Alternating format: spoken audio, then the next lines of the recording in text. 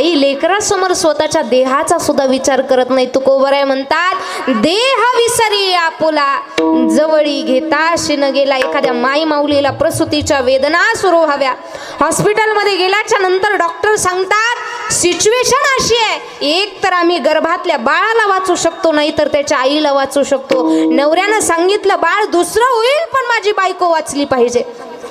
आजी आजोबांनी सांगितलं नात नातू दुसरा होईल, आमची सून आमची लेक वाचली पाहिजे. पण डॉक्टर ज्यावेळी आईला विचारतात, आई एक तर आम्ही तुमच्या लेकराला वाचू शकतो, नाही तर तुम्हाला वाचू शकतो, ती माय माऊली स्वतःच्या काळजावरती दगड ठेवून डॉक्टरांना सांगते, डॉक्टर 9 महिने 9 दिवस हाडाचं काढं रक्ताचं पाणी करून मी माझ्या लेकराला माझ्या उदरात वाढवलं.